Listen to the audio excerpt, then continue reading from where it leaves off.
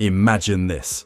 Lewis Hamilton, 7-time world champion, finally makes the dream move to Ferrari, the team every driver fantasizes about joining.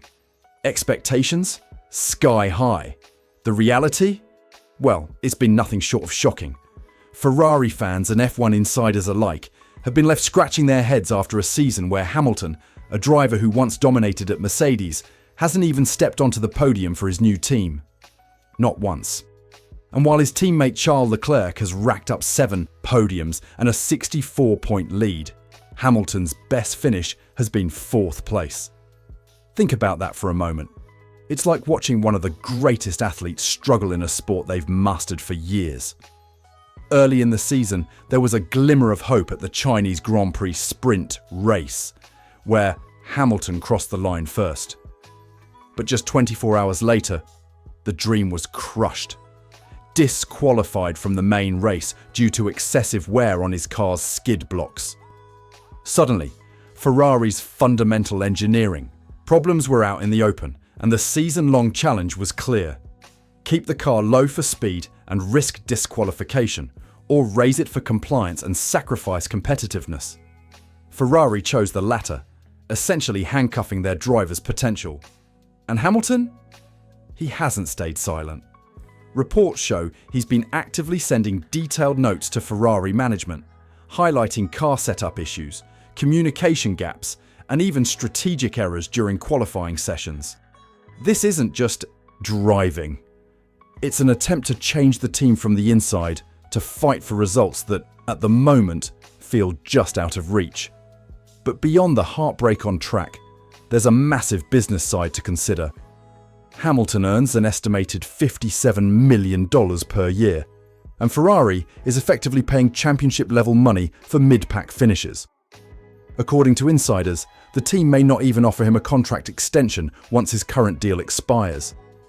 And if that's not enough drama, some reports claim his contract contains a clause giving Hamilton the option to extend through 2027, potentially forcing Ferrari's hand. Imagine the tension.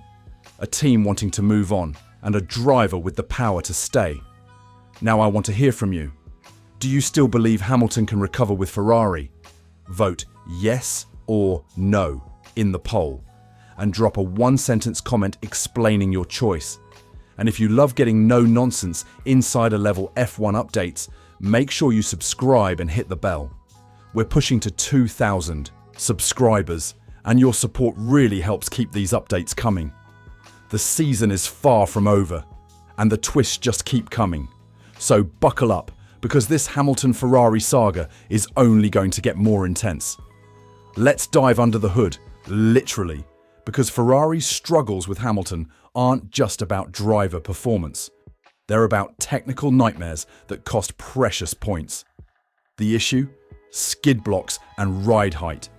If that sounds like jargon, here's the simple version. Every F1 car has strict rules on how low it can sit on the track.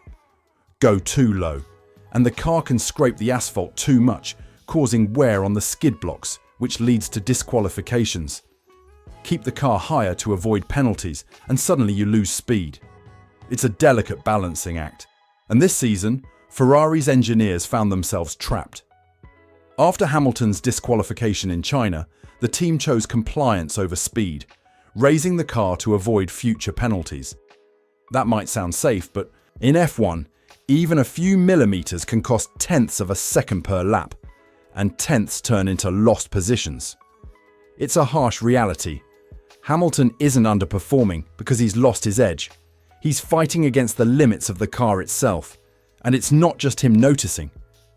Hamilton has repeatedly flagged these issues to Ferrari management, sending reports after multiple races, pointing out setup flaws and strategic mistakes that compound the problem. One example? During qualifying in Singapore, Hamilton identified Ferrari's policy of sending both cars to the end of the pit lane. This approach caused them to lose tyre temperature, directly affecting performance on crucial laps. That's the kind of detail only a driver of Hamilton's experience would catch. And it shows just how desperate he is to turn things around. Now, I want to hear from you. Which matters more to a team? pushing for maximum performance and risking penalties, or playing it safe and staying compliant? Type setup or safety in the comments. And if this kind of insider technical breakdown helps you understand F1 better, hit like, subscribe, and turn on notifications. We're aiming for 2,000 subscribers, and every bit of support gets us closer to bringing even deeper explanation straight to you. This ride height problem might seem minor to casual fans, but in F1, it can make the difference between a podium and a mid-pack finish. For Hamilton, it's been a season of constant adaptation, racing not just competitors, but the rules and limits of his own car. And the drama isn't over. As the season progresses, every millimeter, every strategic choice, every report he submits could be the key to finally unlocking that elusive podium finish. Let's shift from the garage to the boardroom, because once the engineering problems start costing results, everything becomes a business decision. And for Ferrari, that's a very expensive problem. You heard the numbers earlier. Hamilton's reported salary is eye-watering, championship-level pay for a driver who, so far this season, hasn't reached the podium.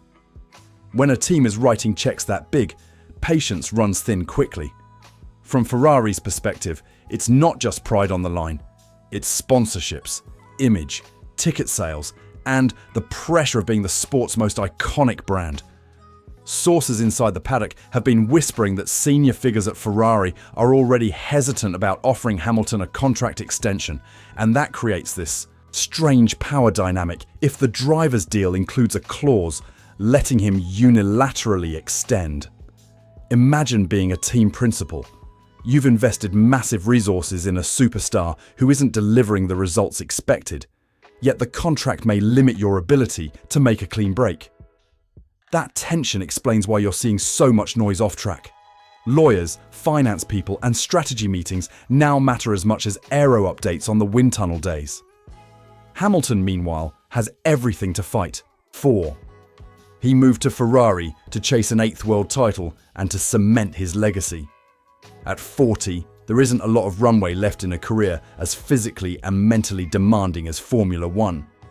His involvement in sending detailed feedback to Ferrari shows he's trying everything in his toolbox, from technical notes to strategy suggestions, to make the partnership work. But teams evaluate drivers not only on speed, they assess adaptability, feedback quality, and whether a driver fits the long-term direction of the car's development. So if Ferrari starts thinking long-term, they could choose to invest in a younger, more adaptable driver who grows with the team rather than pay top-tier salaries for short-term hope. Now I want to know what you think. If Ferrari does decide to move on, should they replace Hamilton with a veteran who brings experience or bet on a young star with upside? Name the driver you'd pick and why in the comments below. One name only. And before you go, do us a favor, subscribe and turn on the bell if you want these contract and market stories explained in plain English every week. We're pushing to 2,000 subscribers, and hitting that goal means I'll do a full breakdown video on the top replacement candidates, the pros, the cons, and how each one fits Ferrari's philosophy.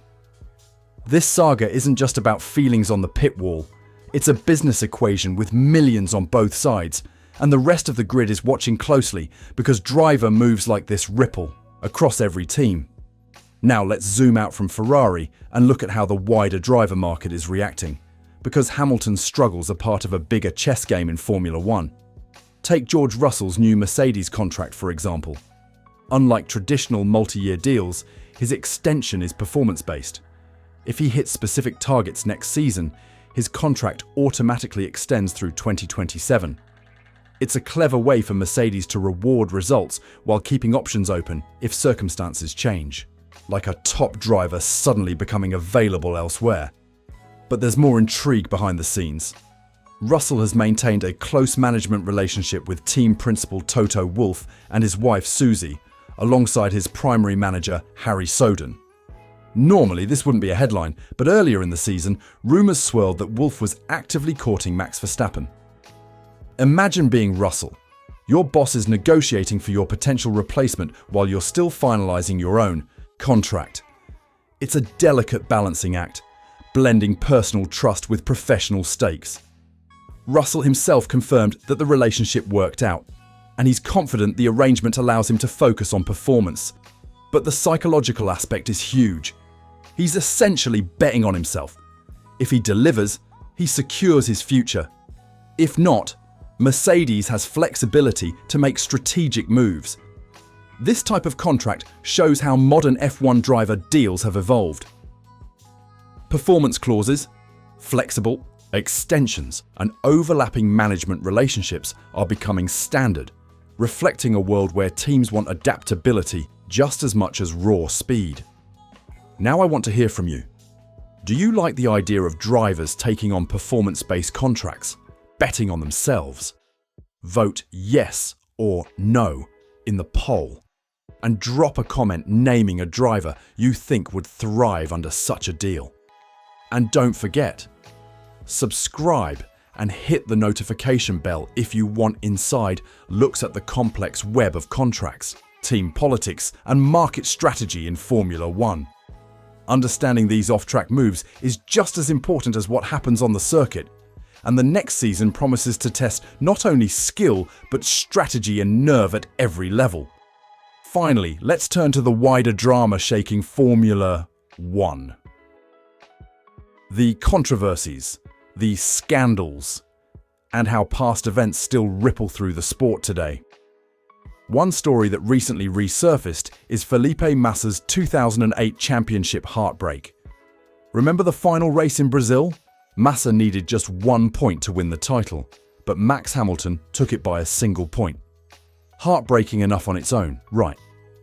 But now, legal developments suggest there was more at play. Reports indicate a deliberate scheme during the Singapore Grand Prix earlier that year, where Nelson Piquet Jr. crashed intentionally to benefit his teammate Fernando Alonso, altering the race outcome and indirectly affecting Massa's championship chances. Even more shocking, former Formula One Supremo Bernie. Ecclestone and FIA officials at the time reportedly knew about this manipulation and chose not to act, allegedly to protect the sport's image. If Massa wins his case in London, the ramifications would be massive, not just in terms of money, with an $82 million settlement on the line, but also in terms of integrity, transparency, and the very history of the sport. It's a reminder that F1 isn't just about speed and engineering. Politics, power, and past decisions shape championships in ways fans rarely see. From Hamilton's ongoing battle at Ferrari to Russell's strategic contract to Massa's fight for justice, the message is clear. Formula One is as much a mental and strategic game off the track as it is on it. And for fans like you, that's part of the thrill. Understanding not just who's fastest, but why decisions are made, contracts signed, and legends' legacies tested. Now I want to hear from you.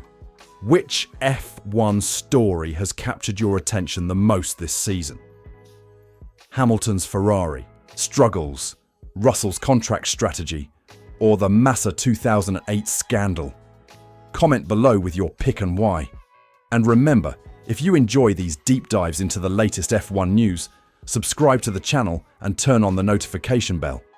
We're aiming for 2,000 subscribers, and your support keeps us bringing you these insider updates, breakdowns, and stories you won't see anywhere else.